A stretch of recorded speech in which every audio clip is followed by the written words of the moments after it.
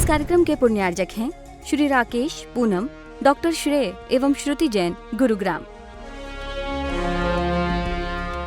मेरा प्रश्न यह है कि समाधि मरण में कदम रखने के लिए पहला चरण क्या है?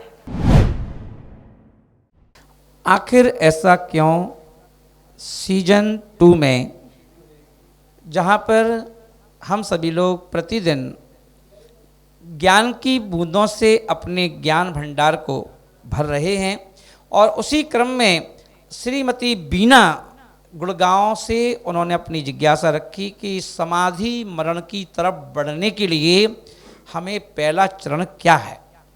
तब हम देखें कि समाधि मरण के लिए, समाधि मरण वैसे तो अपन देखें एक छोटा सा नाम है, पर इस समाधि मरण के लिए पूरी ज़िंदगी लगाना पड़ती है। हम साधुओं से लोग पूछते हैं कि इतनी जल्दी क्या थी, छोटी सी उम्र में दीक्षा ले ली हैं, क्या कारण है? तो यह कारण ये है कि अभी समाधि के लिए दीक्षा ली है। समाधि अभी से क्या? तो बोले नहीं, अभी से नहीं, समाधि जब होगी, पर उसका अभ्यास तो अभी से करना पड़ेगा, है ना। क्योंकि मरने का अभ्यास करना कोई आसान बात है क्या? अपने भावों पर, अपने विचारों पर, अपनी भावनाओं पर, अपने भावों पर कंट्रोल करना है अपने आप पर, है ना। तो इसलिए है ना, क्या करना, अपनी तरफ बढ़ने के लिए आचार्यों ने कहा है कि 11 सीढ़ियाँ दी हैं प्रतिमा के रूप में। पहली प्रतिमा, दूसरी प्रतिमा, तीसरी प्रतिमा, चौथी प्रतिमा, पाँचवीं प्रतिमा, सातवीं प्रतिमा, 10वीं, 11 प्रतिमा होती हैं। 11 प्रतिमा दी हैं श्रावकों के लिए कि आप इससे ऊपर की ओर बढ़िए। अब बढ़िए तो अपन क्या करें? कई बार अपन देखेंगे कि हम लोगों को घर गृहस्थी में कई बार दोष लग जाते हैं, और दोष लग जाते हैं। अब कई बार अपन देखें कि जब दोष लग जाते हैं तो आपको वंचित किया जाता है हर जगह से। चाहे आप धर्म के क्षेत्र में कोई बड़े काम नहीं कर सकते हो, है ना, साधु संतों को आहार नहीं दे सकते हो। अब ऐसी स्थिति में हम क्या करें? तो कहा जाता है कि आप त्यागी बन गए, व्रती बन गए, आपने प्रतिमा धारण कर ली, तो अब आपके सारे दोस्त वहाँ प्रतिमा लेने के बाद अगर आप उसका पालन करोगे अच्छे से, तो अब आप त्यागी वृत्ति की गिनती में जाओगे, तो आपके वो दोष खत्म हो जाएंगे, है ना। इसलिए वो एक प्रायश्चित हो गया कि हमने अभी क्या कर लिया, प्रतिमा धारण कर ली, व्रत धारण कर लिए, है ना, कि अब मैं इन सब चीज़ों से छूटना चाहता हूँ। क्योंकि हमारा जैन दर्शन कहता है कि पाप से घृणा करो, पापी से नहीं, है ना। क्योंकि पाप से घृणा करो कि पाप बुरा चीज़ है, पापी तो ना बुरा व्यक्ति है, पापी तो कभी भी परमात्मा बन सकता है। तो इसलिए 11 सीढ़ी दी गई। दर्शन प्रतिमा, पहली प्रतिमा दे दी गई दर्शन प्रतिमा। बोले कि दर्शन प्रतिमा क्या है? बोले कि लोग सोचते हैं कि मंदिर रोज जाने का नियम है। मंदिर जाने का नाम दर्शन प्रतिमा नहीं है। दर्शन प्रतिमा का मतलब है दर्शन विशुद्धि। जो हमारी दर्शन विशुद्धि है ना, अकाढ़ श्रद्धा है आत्मा के प्रति, अपने भावों के प्रति, अपने विचारों के प्रति, है ना, उसका नाम दर्शन प्रतिमा है ना। मंदिर तो नहीं जा पाए तो कई बार महाराज लोग बिहार करते हैं तो रास्ते में मंदिर नहीं मिलता, है ना। तो इसलिए कहा कि वो दर्शन प्रतिमा का मतलब क्या है कि एक टाइम, 3 टाइम जो होते हैं, सुबह दोपहर शाम, उसमें एक टाइम बैठ करके प्रभु का भजन करो, ध्यान करो, चिंतन करो, मनन करो, है ना, आधा घंटा पौना घंटा, है ना, बस ये नियम है ना। दूसरी प्रतिमा से सारे नियम चालू हो जाते हैं, पूरा स्टीमेट बन जाता है। इतना सोना रखेंगे, इतनी चांदी रखेंगे, इतने मकान रखेंगे, इतने, जे नहीं क्या लगे कम रखना है, 10 मकान रखो, 20 मकान रख लो, पर लिख लो कि 20 मकान, 20 करोड़ रुपया, है ना, 2 किलो सोना, 5 किलो चांदी, जो भी लिखना है लिख लो, अपने मन से भर लो जो भरना है, पर उसको लिख दो, तो वो एस्टीमेट बन जाता है कि हम इतना रखेंगे, है ना। तो दूसरी प्रतिमा से सब कुछ छूट, सब कुछ है, बस आप प्रभु को लिख के बता दो कि भाई हमारा इतना इतना टारगेट है। भले आपके पास 10 साड़ी हैं, आप रख लो 100 साड़ी रख लो कि 100 साड़ी का नियम है हमारा, 90 जब आएंगी रख लो, वो मना नहीं किया, पर रखो तो। फिर साड़ियाँ तो लाखों बनती हैं ना, 100 ले ली तो कोई बात नहीं, ले लो, है ना। तो ये कह दिया। तो इसलिए कह दिया कि दूसरी प्रतिमा से 2 टाइम सामायिक और ये व्रत चालू हो जाते हैं, शुद्ध भोजन दूसरी प्रतिमा से चालू हो जाता है।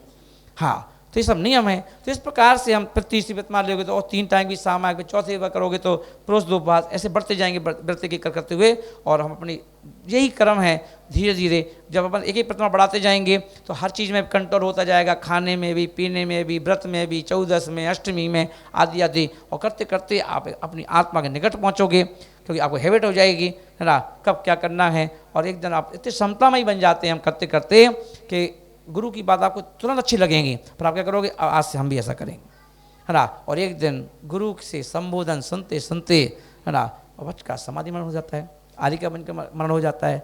ऐसे तो ये प्रवेश करने का एक माध्यम है, रास्ता है। देखते रहेंगे आखिर ऐसा क्यों। इसी तरह आपके भी कोई प्रश्न यदि मन में हैं तो इस नंबर पर टाइप करें मैसेज बना करके और भेज दें। इसी नंबर पर आपकी जिज्ञासा का समाधान घर बैठे हो जाएगा। मेरा प्रश्न है कि ये जीव जब संसार से, इस संसार को छोड़ के जाता है तो वो क्या इधर उधर भटकता है या क्या उसकी गति होती है, उसके बारे में हमें बताइए। एक प्रश्न सुनीता जी ने जो पूछा है सेक्टर 15 गुड़गांव से, कि लोग कहते हैं कि फलाने स्थान पर या फलाने मकान में किसी की मृत्यु हुई थी तो उसकी आत्मा भटक रही है। ऐसा लोग बोल देते हैं, कहीं एक्सीडेंट हो गया पर उसकी आत्मा वहाँ भटक रही है। तो क्या किसी की आत्मा भटकती है? तो अपन ये देखेंगे कि जैन दर्शन के अनुसार, शास्त्रों के अनुसार जो जीव है, कोई भी जीव भटकता नहीं है, किसी की आत्मा भटकती नहीं। मात्र जैसे ही इस शरीर से आत्मा निकली और आत्मा निकलते ही मात्र 4 टाइम, है ना, 4 समय कहते हैं, जिसे अपन कहते 4 समय। तो 4 समय कितना है? अपनी पलकों को 4 बार जल्दी जल्दी झपकाओ, 1 2 3 4, हो गया 4 समय। इतने समय में वो जीव जो है ऐसे अब इसके शरीर से निकल भी जाएगा और उसे मान लो अमेरिका भी पहुंचना है किसी के पेट में, तो वो जाकर के सिर्फ इन 4 समय के बीच के अंतर में ही वो अमेरिका में जाके जिस माँ के घर में पहुंचना है वहाँ पहुंच जाएगा। इतनी तेज गति होती, सिर्फ 4 समय, मतलब एक समय में पहुंच जाता है। सिद्ध जो हैं, सिद्धों की सीधी गति होती है, वो सीधे यहाँ से यहाँ बैठे हुए मान लो तो सीधे जाकर एक समय में एक बार पलक झपकाई इतने में पहुँच जाते हैं सिद्धालय में। तो ये जीव जो है ना, कोई 1 समय में पहुँच जाता है, कोई 2 समय में पहुँच जाता है, 3 समय में तो नियम से पहुँच जाता है, 14 समय लगता है उसमें 4 समय। तो 4 समय तक ही जीव बिना शरीर के रहता है और 4 समय होते ही नियम से कोई ना कोई शरीर धारण कर लेता है। तो इसलिए कोई भी जीव भटकता नहीं है। अब प्रश्न उठता है कि कई जगह देखा गया है, पुराने जो व्यक्ति मरा था वो दिख रहा है या महसूस हो रहा है या उसकी आवाज़ आ रही है, फिर ये क्या है? तो वो जीव भटक नहीं रहा है, क्योंकि जीव की गति जो है ना, नर गति, त्रियंच गति, मनुष्य गति और देव गति, तो इसका मतलब है कि वो जीव जो है वो देव गति में चला गया। हाँ, देव गति में क्या है, अच्छे देव भी होते हैं, खराब देव भी होते हैं, बैंतर आदि के देव भी होते हैं, है ना, वैमानिक देव भी होते हैं, ज्योतिष देव होते हैं, वो यहाँ आएंगे नहीं कि वो तो आकाश में रहते हैं, है ना। तो बैंतर जाति के देव आ जाते हैं। अब वो यहाँ आएंगे तो क्या कहते हैं, अगर राख से मरे हैं, राख से, तो किसी का नुकसान नहीं करेंगे, पर दिखेंगे सबको, आवाज़ करेंगे, क्योंकि वो आ जाते हैं स्वर्ग से यहाँ, देखते हैं कि मैं कहाँ से आया, कि फलाने घर से आया। बहू ने बहुत सेवा की, मान लो सास की या ससुर की, और वो खूब सेवा की, खाने की, पीने की, हर चीज़ की, वो सास मर गई, तो वो पता चला कि स्वर्ग में चली देव बन गई, और देव बन जाएगी तो वो देखेगी मैं कहाँ से आई, ओ बहू ने कितनी सेवा की, तो उसी घर पे आकर के उसको रात को सपने में दे दे, बहू तूने दवाई नहीं दी बेटा। ये अब उसका इंटेंशन खराब नहीं है, वो राग से बोल रहा है, राग से, तो कमरे पे है, रुका है हुआ आराम से घर में, तो वो देव है, वो देव है, ना कि भटकती हुई आत्मा है। तो वो क्या कहते हैं, अपने पुराने रूप को याद करके और रहते आराम से। तो ये है, तो इसलिए ध्यान रखें, मरने के बाद कोई भी जीव भटकता नहीं है, वो 4 समय के अंदर अंदर अपने शरीर को धारण चाहे कर लेता है, चाहे कैसे मरे, चाहे अकाल मौत मरे, चाहे वैसी मौत मरे, वो 4 समय के अंदर अंदर पहुँच जाता है। तो आप भी देखते रहेंगे इसी तरह, आखिर ऐसा क्यों। नमोस्तु गुरुदेव, नमोस्तु गुरुदेव, नमोस्तु गुरुदेव। गुरुदेव, मेरी शंका है कि हमारे जैन धर्म में कोई प्रसाद ना तो हम देते हैं ना ग्रहण करते हैं, जबकि अन्य धर्मों में ये परंपरा है, ऐसा क्यों? कृपया मेरी शंका का समाधान करें। आखिर ऐसा क्यों सीजन 2 में हम अपने ज्ञान को बढ़ाते हुए आज हमारे धर्म प्रकाश जी जैन गुड़गांव सेक्टर 15 से बहुत प्यारी जिज्ञासा उन्होंने रखी, और उनकी जिज्ञासा है कि महाराज श्री हम लोग देखते हैं कि शनिवार है तो हनुमान जी का डे है, मंगलवार है तो हनुमान जी का डे है, कोई लड्डू चढ़ाता है, कोई पेड़े चढ़ाता है, प्रसाद बांटता है, प्रसाद हम लोग भी बड़े चाव से लेते हैं। तो बोले कि जैन दर्शन में ऐसा नहीं। जैन दर्शन में चाहे 7 और दिन ऐसे निकल जाते हैं, पर ना सोमवार से लेकर रविवार तक हमारे मंदिर में कभी लड्डू नहीं चढ़ते, पेड़ा नहीं चढ़ते। हमारे यहाँ तो चावल चढ़ते हैं, और उन चावलों को भी जो ले गए तो पूरे चढ़ा के आ जाओ, और माली उठा के ले जाता है। हम लोग चावल भी नहीं छूते भी नहीं है, खाना तो दूर की बात है ना। तो इसलिए इसे पर अन्य धर्मों में कहते प्रसाद। क्या है बोलो? प्रसाद। तो प्रसाद प्रसाद पर का श्राद्ध है ना, यानी कि आप प्रसाद बांट रहे हो तो प्रसाद का मतलब क्या है? मान लो आप परेशान हैं, बहुत परेशान हैं, बीमारी से परेशान हैं, या आप किसी और चीज़ से परेशान हैं, तो आप क्या कहे, आपने लिए लड्डू 1 किलो है ना। लड्डू लेकर के आपने क्या किया, हनुमान जी को चढ़ाया, जो भी चढ़ा के जहाँ भी गए चढ़ा के आए प्रसाद। तो आपने 1 किलो लड्डू में से 1 लड्डू तो वहाँ चढ़ गया भोग के नाम पर। अब बाकी लड्डू ने तुम्हें दे दिए। अब तुम क्या कर रहे हो, जो मिला, अरे उत्तम जी आओ भाई प्रसाद, अरे प्रसाद है क्या, ला दो। तो वो क्या कर रहे हैं, अपनी परेशानियां तुम्हें बांट रहे हैं। क्या बांट रहे हैं भाई? कहा जाता है ना कि भाई आप पूछने गए किसी के पास, महाराज बहुत परेशान है, एक काम करो तुम भंडारा करवाओ। तो भंडारा का मतलब क्या है? तो जो परेशानी है, इतने लोग आएंगे, सबको परेशानी बांट दो थोड़ी थोड़ी, प्रसाद है ना। तो बोले भैया, तो जैन शास्त्रों में कहा गया भैया हमें अपने आप से ही बहुत है, परिपूर्ण है, दूसरे की नहीं चाहिए हमें, है ना। इसलिए क्या भैया, नाम देते हैं और ना हम लेते हैं। तो इसलिए अपन क्या है, सिर पर डिपेंड है, बच जाते हैं अपन, है ना। तो हम दूसरे की अलग बनाए, हम क्यों बांटें?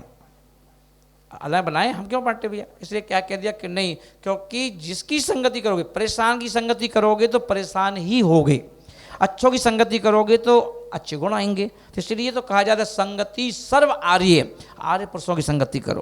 पुरुष भी देखो किसके साथ संगति करना चाहिए, हमें किसके साथ बैठना चाहिए, किसके साथ दोस्ती करना चाहिए, क्योंकि उनमें भी आपकी सफलता और असफलता जुड़ी होती है। तो ध्यान रखेंगे और देखते रहेंगे आखिर ऐसा क्यों।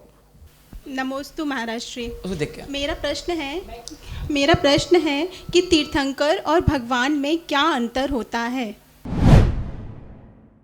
आखिर ऐसा क्यों सीजन 2 में, जहाँ प्रतिदिन हम लोग ज्ञान की बूंदें अपने ज्ञान कोश में भरते हैं, और उसी क्रम में आज कुमारी सुष्मिता जैन देवेंद्र नगर पन्ना से उन्होंने अपनी जिज्ञासा रखी है कि भगवान और तीर्थंकर में क्या अंतर है। तो अपन देखेंगे कि भगवान और तीर्थंकर में ये अंतर है कि जो सामान्य केवली हैं, है ना, जो कि भरत चक्रवर्ती हुए, बाहुबली हुए, रामचंद्र जी हुए, हनुमान जी हुए, ये सब भगवान हैं, है ना। पर ये सामान केवली से केवल सामान जो केवल ज्ञान था उसको प्राप्त करके इन्होंने सिद्धत्व को प्राप्त कर लिया, ये भी भगवान हैं। पर एक तीर्थंकर भगवान बनते हैं। तो तीर्थंकर एक पद है, और एक पद है तीर्थंकर का जिनके 5 कल्याणक मनाए जाते हैं और देवी देवताओं के द्वारा मनाए जाते हैं, और वह सबसे उनकी यश कीर्ति सबसे ज़्यादा उनकी होती है, तीर्थंकर भगवान की, है ना। उनका समोषण लगता है ना, भगवान के स्वर्ग से ही उनके कपड़े, भोजन आदि की व्यवस्था की जाती है ना। उनका बहुत बड़ा सम्मान होता है, सारे सौधर्म इंद्र उनकी सेवा में तत्पर रहता है। ये सारी व्यवस्थाएं तीर्थंकर के साथ होती हैं। तो ये अंतर है ना भगवान और तीर्थंकर में। तो तीर्थंकर भगवान जो कि इतनी सादा व्यवस्थाओं से सहित होते हैं, उनकी इतना पुण्य होता है कि उनके इतना पुण्य होता है कि जब भगवान गर्भ में आना है, उस गर्भ में आने के पहले ना 6 जो देवियां हैं, 6 कुमारी, वो पेट में जाकर के माँ के पेट की सफाई करती हैं, जिसे गर्भ शोधन कहते हैं। जहाँ पर तीर्थंकर भगवान का जन्म होना है, वहाँ पर कोई प्रकार की माँ का मल मूत्र वहाँ पर ना रहे, वहाँ पर सफाई करके एक परकोटा खींच देती हैं, है ना। ये व्यवस्था सिर्फ होती है तो तीर्थंकर की होती है, सामान केवलियों की नहीं होती। तो इसलिए तीर्थंकर होते हैं और भगवान बन जाते हैं, और सामान केवली वो केवली होते हैं, जिनकी गंध कुटी लगती है, वो भगवान कहलाते हैं। नमस्ते महाराज जी, मेरा एक छोटा सा प्रश्न है कि उपादान बड़ा होता है या निमित्त, और दोनों में क्या अंतर है? श्रीमती मीना जैन बॉम्बे से, उन्होंने अपनी जिज्ञासा यहाँ रखी है, उपादान और निमित्त में बड़ा कौन है और इनकी क्या महत्वता है। तो हम देखेंगे, उपादान कहते हैं अपनी शक्ति को, वो शक्ति उपादान है। जैसे किसी के पास बहुत पैसा है तो अपन कहते भैया उनके पास पैसे की बहुत शक्ति है, वो तो कुछ भी ज़मीन खरीद सकते हैं, कोई भी काम करवा सकते हैं, उनके पास बहुत पैसा है, पैसे की शक्ति है, उसको उपादान, पैसे का उपादान हो गया। शारीरिक शक्ति, ये भैया बहुत बड़ा, ये व्यक्ति बहुत बलशाली है, किसी को भी हरा सकता है, इसका बल अच्छा है, पकड़ अच्छी है, तो जो उपादान हो गया बल का।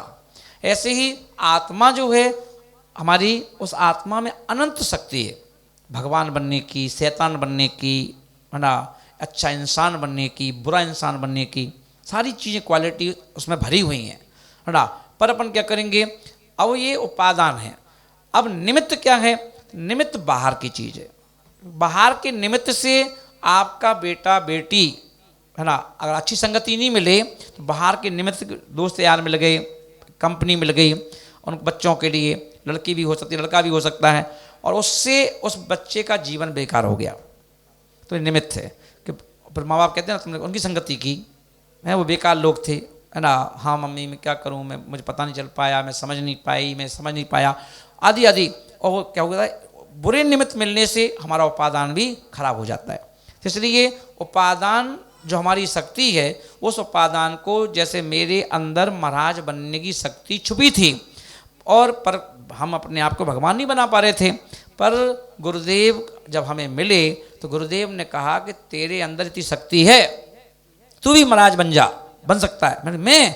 मैं तो ये एक बाल खींच जाता है तो झगड़ा हो जाता है। बोले अरे पूरे बाल खींचना पड़ेंगे, यहाँ तो सब कर लोगे तुम, चिंता मत करो, तुम्हारे अंदर बहुत शक्ति है, करो, पहचानो अपनी शक्ति को, मैं हूँ ना। वो निमित्त बन गए तो उन्हें दीक्षा भी दे दी, मुनि राजी बना दिया, केस लॉन्च भी कर दिए, और आज 28 साल हो गए। इस कार्यक्रम के पुण्यार्जक थे श्री राकेश, पूनम, डॉक्टर श्रेय एवं श्रुति जैन, गुरुग्राम।